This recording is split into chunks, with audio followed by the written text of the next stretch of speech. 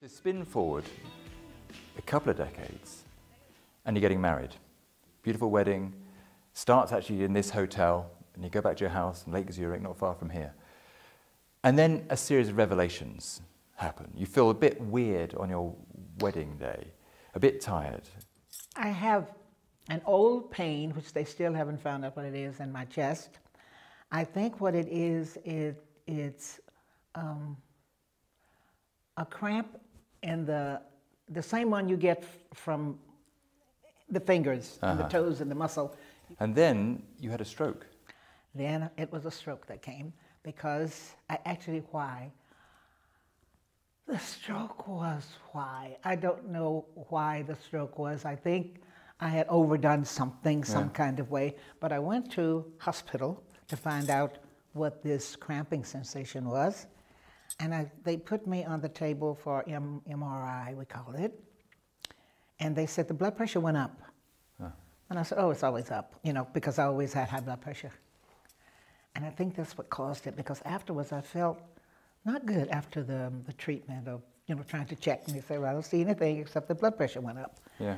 And after that, I went on the honeymoon, didn't come back. After that, we came back and we were going to go to another trip, one of those other trips with a group of friends. And I woke up and I said to Urban, I can't go, I can't talk.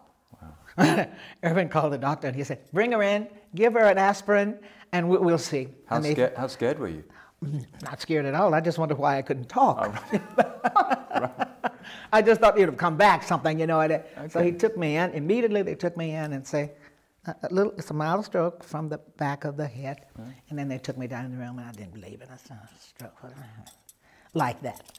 They left the room. Flop, hit the floor. The whole right side was gone. Oh, wow. And I thought, what have I done? I really have had something, because I can't move.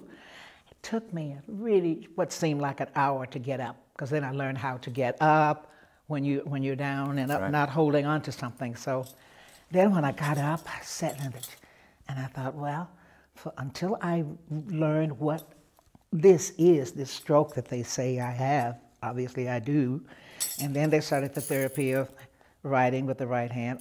All of that was gone. The right side was gone? The whole right side. But the talking was better than in the morning. Yeah. When I said, I'm happy that went. But then I had to will myself to walk, to make the leg walk, not that. So then I used all of my willpower I wanted to get back like I was. I didn't believe, I thought I was the ultimate person to fix things. Right. So they said, well, how you do that, don't give in to it, it'll come back. It was a mild stroke, it wasn't a heavy one. And you were 73 at the time? At the time, yes. And did it affect your singing at all? Well, I had obviously when you couldn't speak, but once your speech came back, was your voice still there? Actually I had retired. I haven't actually tried to sing since, but I'm sure I can. Oh, yes, it's still there. No, I think I can still sing. But it does affect the singing, doesn't it? I would have thought, yeah. I would have thought. Yeah. But Tina, I've never been able to sing. I was going to ask you next, can you sing? No, I think I can sing. The talking is the same, except I think I don't talk quite as quick. Right, okay. I spoke quite quickly. And you can't sign, you say, you can't autograph now. Yeah, the handwriting became better. I can walk. Sometimes I feel something on that side. You might notice the face is a bit fuller. On that side is where it affected mostly this side. So the face became bigger, the handwriting. I corrected all of that. So with a little makeup, you don't notice the face change. Right. You're supposed to say, yes, Tina, you're right. You don't.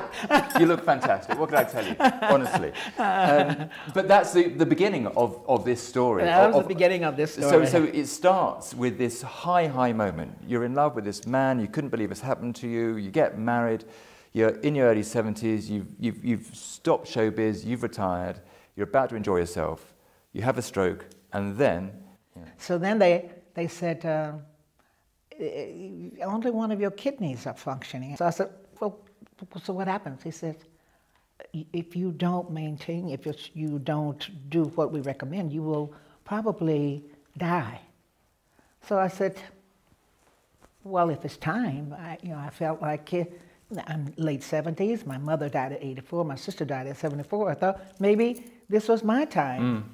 So he said, no, we can do something about it. He said, there's a machine downstairs. I said, oh no, I'm not living on a machine. Dialysis, right? So we went downstairs, yes, and there was this machine standing there, and I realized that I would have to use this machine if I decided to live. And I said, oh no, I'm not living on a machine. That's not a quality of life. They said, no. What it will do is provide you with a cleanser for the body until we find a kidney for you. Irvin said to the doctors, can I give her one of mine? Something similar to this. I wasn't there. And then he found out that he doesn't need 2 kidneys. So then he came to me and said, Tina, you don't have to make this decision now. I can give you one of my kidneys. And I said, oh, Irvin, you're young. I'm already older. It's okay. You just get used to me not being here. Oh, no, he didn't want that. So then he talked me into him taking on 1 kidney. So I said, well, no, I have to talk to the doctors. And then I talked to them about Irvin and what will happen to him, because he was still quite young. And I did feel like I was older. I was already in my 70s. So why should I take the kidneys from a young man and let him finish his life? That's what I felt like. And he said, no, my life is fine how it is. I'll give you one of my kidneys. And so 2 people